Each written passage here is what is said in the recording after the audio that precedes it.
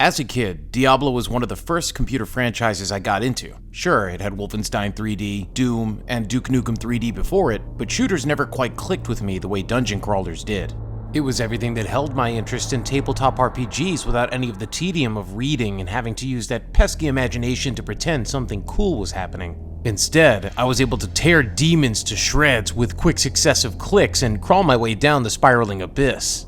When Diablo II launched, I was confident that no matter what Blizzard did, they'd never top this as their pinnacle of achievement, only for them to release the extremely terrific Lord of Destruction expansion to put a cherry on top of the delicious Demon Gut Sundae I'd been chomping down for the year before it. But unlike Hellfire's fairly forgettable edition, Lord of Destruction made a splash that made Diablo II untouchable for over a decade. A decade went by and many people had already forgotten all about slaying the Dark Lord and farming for unique rune words. But then Blizzard released Diablo III to the rejoicing of fans and heretics alike, but it was quickly met with uncertainty and jeers.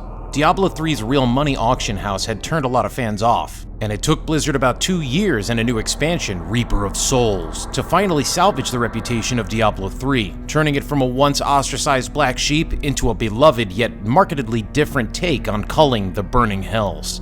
3 years after that, Blizzard gave us Rise of the Necromancer expansion, which added the Necromancer back to the playable classes, but ultimately felt like very little more than a cash grab. Still, eventually people gave in and picked it up on sale, and it was enjoyed by the player base. Diablo's woes wouldn't stop there. As fans clamored for Diablo IV news, they were given the news of a mobile game, famously panned live at BlizzCon 2018. Hey, just was wondering, is this an out-of-season April Fool's joke? No, it's a fully fledged Diablo experience on mobile, which everybody will get to play.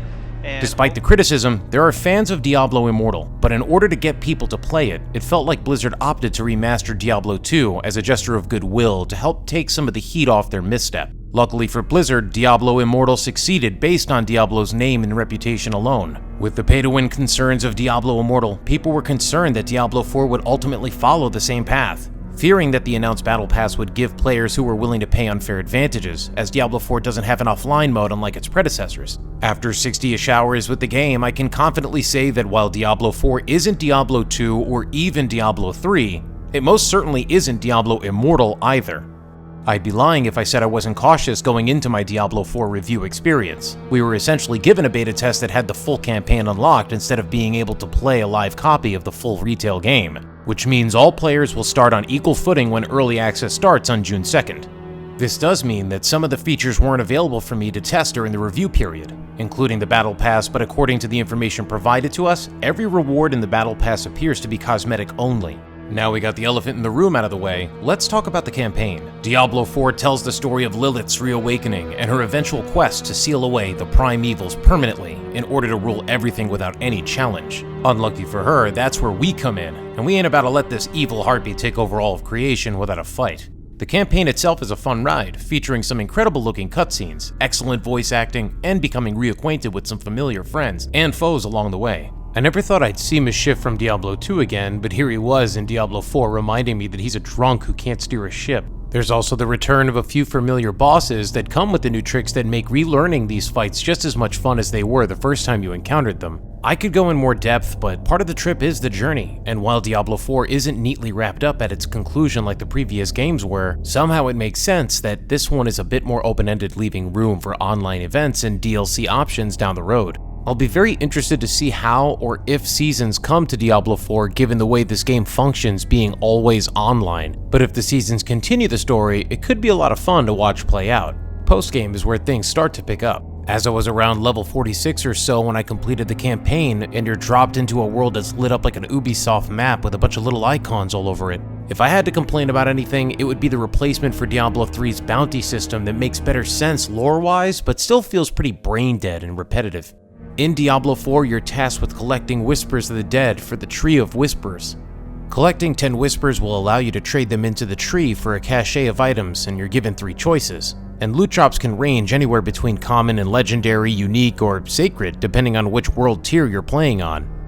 Items with a higher tier than legendary really do feel powerful, and it's a thrill these pinkish colors drop after years of chomping at orange and greens. You'll also find that post-game you'll have access to roll new characters who can opt to completely skip the campaign as a whole and start fresh in the new world with all of the side quests available. And you can quickly level up just by running around doing world events or collecting whispers, helping to alleviate some of the tedium in completing the campaign in order to get to higher difficulties. Also of note, world bosses don't show up on the map until after you clear the campaign as well, so you won't fight a Shava until somewhere later on down the line as you start your journey through the sanctuary. If you get tired of leveling the old-fashioned way, swing over to the PvP zones and fight some fellow players for blood shards. My biggest complaint about the entire experience is that the bosses feel like damage sponges, often using their different checkpoints as little more than DPS litmus checks. I'd love to see the boss bars burn a little quicker instead of feeling like they're just stalling between phases on the higher world tiers. The fights themselves are interesting, but some battles are far less fun than others. There's a really fun fight in Act 2, but you don't reach it until after you've cleared a fight that's terrible, and it feels awfully unbalanced. I reported this feedback during my review testing, so we'll hope that it's a bit more ironed out once the final release arrives.